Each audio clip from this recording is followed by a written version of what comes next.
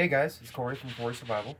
Today, I'll be showing you how to make a do-it-yourself, build-it-yourself trout tackle box. This tackle box will specifically be for trout fishing, if you are that type of fisherman. In the future, I will be showing you how to make a bass tackle box, but I need to learn how to catch some bass first. We're not really much of a bass fishing state. We're more of a walleye and pike fishing state. I might even make, a walleye box. So let's get right into it, guys. Let's get right into my tackle box here. Start with, actually, we won't get into this stuff yet. We'll start with the side pockets. So on this side here, I have purely just floats, bobbers, just a bunch of little floats here. These will help you indicate when a fish is biting. Normally, I'll only use this if I'm trying to drop something between a foot to 3 foot below the water level. This is going to be from the top of the water level down. So this is what's going to keep your bait. So like this is going to float on top of the water. Your bait's going to float 3 feet below that. It's going to pretty much suspend your bait in the water for you and indicate and tell you when you have a bite. I use those more during the summertime, but those are great to have. You need a fishing net. This will help you get a bigger fish in if you can't flip it in. So that's really good to have. Get some carabiners. Carabiners help out a lot with organizing things. So I've got this like a little fishing survival kit, a little fire starter and stuff in there. If I happen to get lost out in the woods. Okay, so this pocket here, I've got a bunch of little soft plastics, mouse tails, power bait mouse tails. I got these out of Mystery Tackle Box. I still haven't used these, but I kind of want to try them out in the stream, right there in the creek. Should probably do a video on these. Some grubs. They like grubs too. Throw those on a jig head. Some tubes right here. Throw these on like a mini jig head, or see that little orange thing in there? I don't know if you did. You can do something kind of like this even. It's a very, very tiny jig. And here, I'm trying to get it to focus here.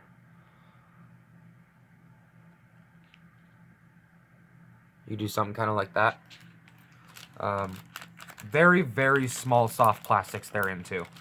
I've got some fish attractant here. I don't use this very often. As you can see, this one's still full. And this one's still sealed.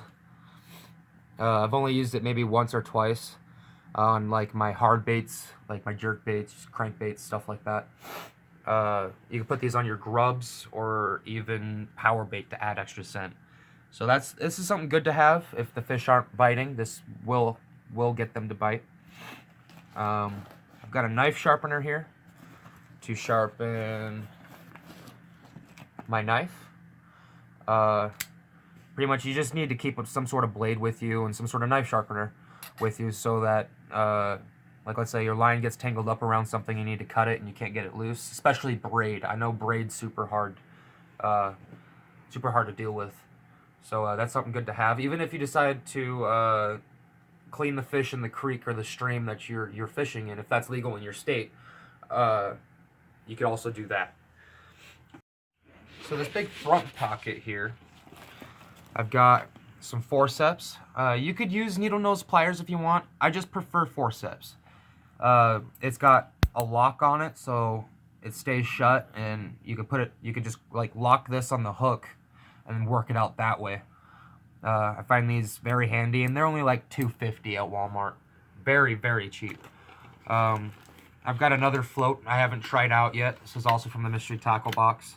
Still in the box and everything. I will give this a try though. Keep some extra treble hooks with you. I've got barbless and barb treble hooks with some O-rings in this box here. Just in case I happen to break a hook off or my split ring comes undone and I lose my hook. I've got more hooks to replace those.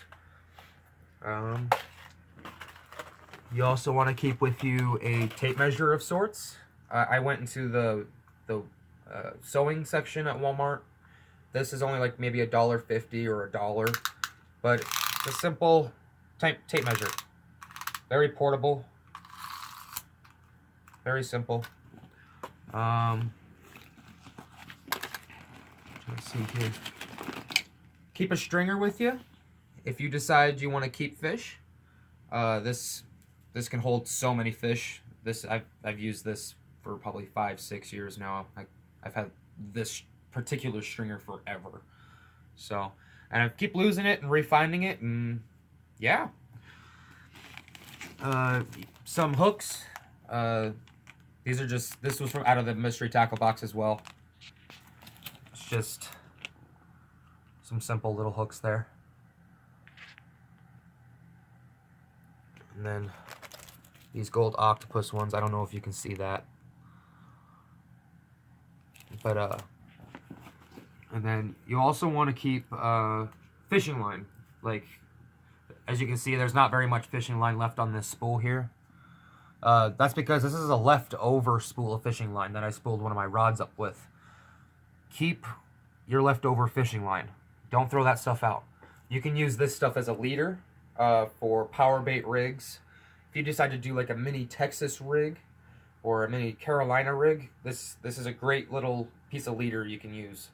So don't throw that line out. Whatever you do, don't throw it out. There's still a use for it. Even if you find fishing line by a stream and it looks like this just laying there and there's, it's just raveled up in a knot, sit there and unravel it. Or, throw it away.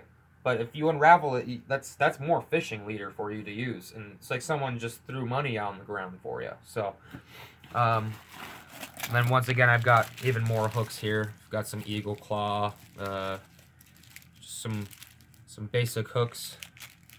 Normally, I try to clip that leader off of the hooks that usually that comes with the hooks. Just because I can tie a better knot, and usually I like longer leaders than what they give in the package. So that's the big pocket there, and now let's get into the good stuff. Alrighty guys, so the moment I feel like I've been waiting for, and probably what you guys have been waiting for, is all my lures and all my other soft plastic and stuff in this bigger top pocket here. So let's get right into this. Alrighty, so right off the bat, I've got a box here, but I'm going to talk about this first. These are free.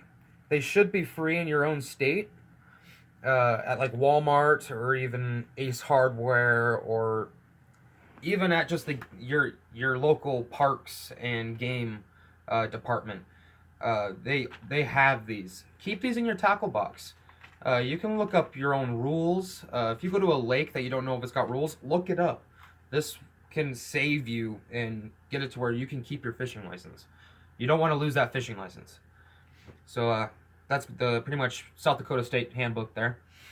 Let me see here. I've got another big box here. Usually only about, one big box, one small box. This bag in total was $15 at Walmart. And it came with a couple boxes, but I even bought some extra boxes with it. So, I got a fishing rod holder for when I am bait fishing. This fishing rod holder would be used for like power bait, night crawlers, any little grubs you decide to throw on your worm. Great thing to have, especially if there's no rocks to put your fishing rod in. You can just put that in the ground. I've got some, actually I have not some, a lot. I use up a lot of power bait. Trout love power bait. They can't get enough of this shit. So it just tastes really good really good to them. It's like, I watched this one video, I can't remember who it was by, but what they said was, when you throw okay, so let's say you're throwing a worm out at a fish and it was raised in the fish hatchery. They would rather hit power bait because it smells just like the hatchery pellets they eat, and looks almost identical to it, than, let's say, a worm. It's like you're throwing a pizza at them. Would you rather eat a worm or a pizza? They're gonna eat this for sure. Like, this is guaranteed. During midsummer to the beginning of fall, that's when this stuff really works. Like, you will catch unbelievable amounts of fish with this. Just be wary. The fish do usually choke on the line, and if it ends up bleeding and you can't really get it to revive itself or anything like that, you have to keep the fish. So the fish choke this almost every time. You can, though, to prevent from hurting the fish or anything like that, if they do happen to choke the hook, just opening up my big box here, you guys can get a big overview look of it real quick. Just a quick overview. Just grab one of these small hooks. Now, when you're using a power bait rig, I'll leave a link, probably at the end of this video here, and that'll direct you to a video that shows you how to use a power bait rig. What you could do is, this hook here has a little barb. What you could do is actually take that hook and pinch it down with your pliers or forceps or something, so that it doesn't get stuck in the fish's throat so bad, and you're not ripping flesh out when you take it out of its throat. It'll be actually slip out nice and easily. That, and it makes it a bit more of a challenge to catch the fish, because let's say the fish decides to jump or throw, its body around underwater in just the right angle. You can lose the fish very easily, because one turn of the head, it just slips right out of its mouth. Trying to think. I also keep, not only do I keep this stringer here, I keep a chain stringer. I like this one a little bit better because it allows the fish to kind of free swim underwater a little bit more freely than this the actual stringer. Yeah. Goodness, stringer. Here's some more fishing line that I keep in my tackle box. And I also keep some power eggs. Some salmon eggs, potsy bait eggs. These work great too. You just float these on the bottom exactly as you would power bait. So I'm gonna move this to the side real quick. I'll get on my knees here. Now, I'm gonna kind of split this up here. So these are jigs. These are great to have in your tackle box. These are mainly for bottom fishing. You can throw these in a stream with like a mini jig. I think I've got smaller jigs in here. Where's it at? Here's like a little mini shaky head here.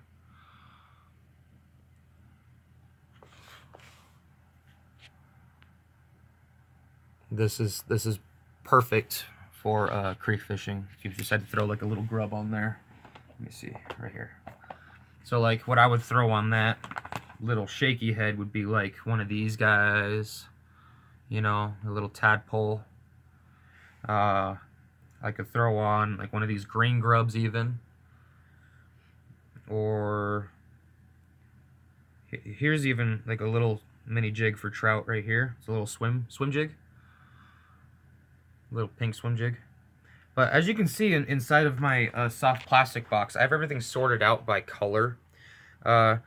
It's just so that if I happen to, let's say if I had the green in with the whites, that green on a hot day will actually bleed its color into the white.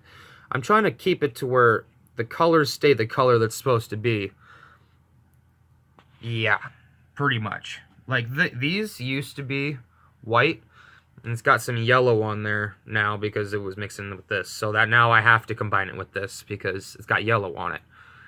So yeah, that's the kind of the old white, but it's got a little bit of pink because it had some pink mixed in with it. I had these all together in my box and finally decided, I can't do that, so I decided to sort them out. So that's a good way to sort out your soft plastics. I've got some trout magnets here.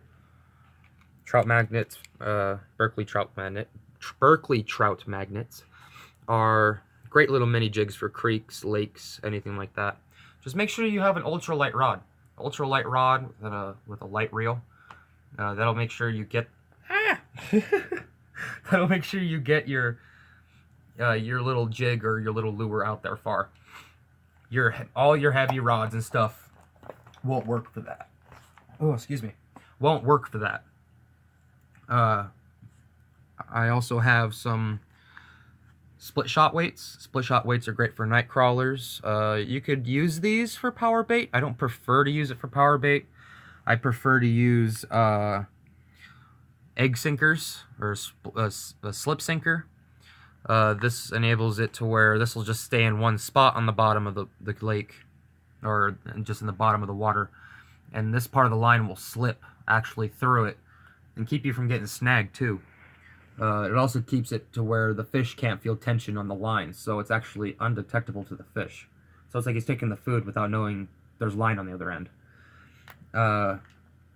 Even some normal sinkers, if you decide to drop shot. I use these for drop shotting. I hear people who use like drop shot weights and stuff like that. I prefer these. These are cheaper. Not only that, but it does pretty much the exact same thing. As long as you've got a weight on the bottom and you're able to shake something above it, you're fine. I'll also have a video on that too. Check that out if you guys are interested. I've got a bunch of spoons. Ton of spoons. As you can see, these are all tangled up. These are kind of hard to keep organized compared to jerk baits. I'll actually show you how I keep these organized. But these here are great for trolling. They're great for shore fishing. If you want to use these as just like a crankbait, just cast and reel them back in. You could even yo-yo them if you wanted to. Like this bait right here. You yo-yo it and it'll go up, and then when it comes back down, it flutters back down. And I'll actually get a fish to bite it. Usually on the fall as well. I like using these bladed spoons here, like a little Acme Castmaster, or just anything that resembles it. This is an off-brand here. As well as, oops, this one. This one's also an off-brand. These slip through the wind so easy. If it's super windy outside, try throwing some of these. I'm pretty sure you should get something. It might take a minute. That's why you keep multiple colors. Sometimes fish are hitting on that just one certain color, or one certain bait fish, or one certain grub that, you know, resembles a certain color. So that's why you have multiple colors, so that you can match the hatch. I'm pretty sure you guys have probably heard that term many of times if you guys watch fishing videos like I do. I've got some MEPs. These are usually for walleye, but it's a spinner, so it could catch trout, most definitely. Speaking of spinners, I've got rooster tail spinners here. These ones are also, these are very hard to keep organized. But yeah, here's some bladed spinners here.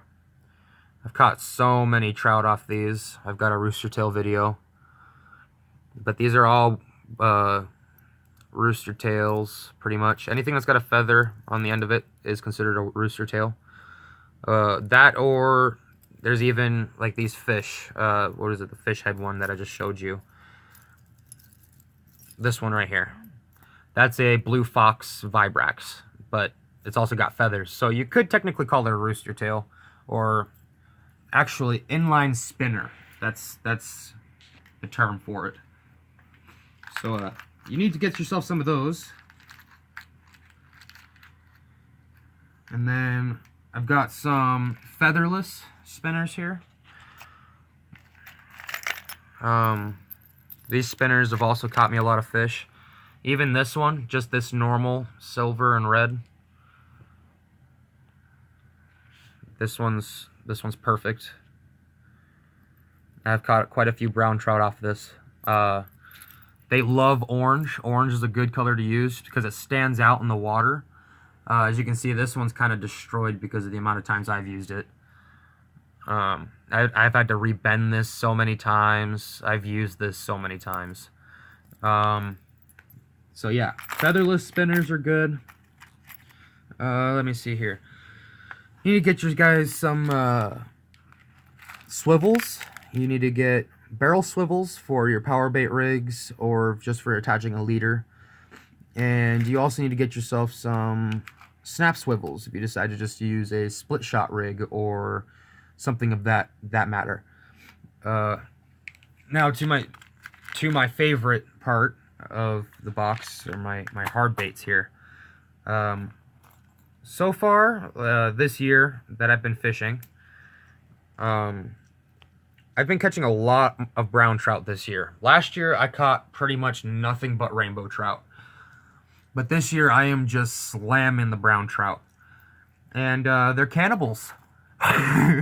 They're eating pretty much dying or weak brown trout minnows, pretty much. These are jerk baits. Jerk baits, what you do is you throw them out in the water, and the back part of it starts to sink down like this, slowly.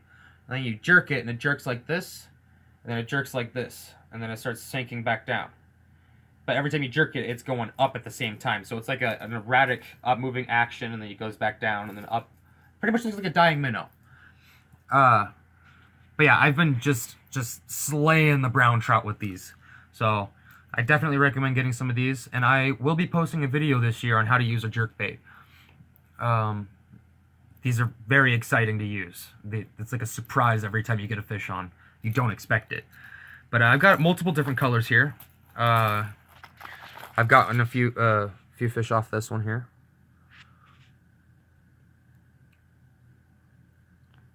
Just a normal, well, it's not a brown trout, but it's a brown hard bait.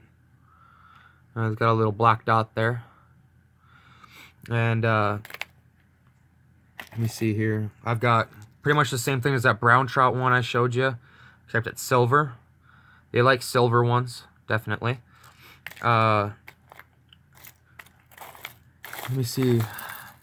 This is how I actually discovered they were hitting on jerk baits, or that they were actually eating minnows. Is this little one right here. This one was actually pretty cheap. I got it for like $4 at Walmart. It's a Rebel Trackdown. That's what all of these, like this brown trout baits here, those are Rebels. I like Rebel baits. Rebel baits are great. But this is how I found out, is this little bait right here. It's a little brown. I've even got a silver one. I was throwing the brown one and the silver one. Started with the silver. I was catching a little bit of fish here and there, and rainbows were hitting on it, which I found it was insane.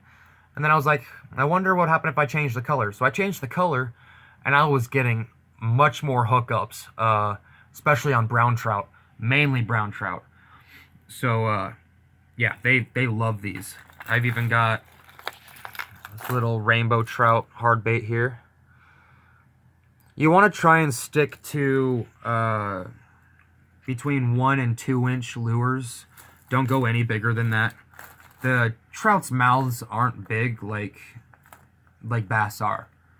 Bass eat anything. They will eat practically anything. I've watched videos where people have thrown Twizzlers and like gummy worms and stuff at them, and yeah, it's insane. They'll hit on that. So that's pretty much the basics on making a trout box. If you guys have any questions or comments, leave them down below. Please leave a like and subscribe to my channel. I would love to have you guys on. I post videos every week, and I love to just teach you guys about what I know, and hope you guys can teach me some things as well, and I can show everybody else knowledge. My goal is to pretty much, like, let's say something happens, you know, like apocalyptic or anything. You know, you have these skills and these type of things to help you in a survival situation. That's pretty much what my channel is based on, is fishing, survival, bushcraft, a bunch of outdoor stuff like that. I'm an outdoorsman. I love being outside. So if you guys like this, subscribe, leave a like, drop a comment. If you got any questions, keep living, keep fishing. See you later, guys.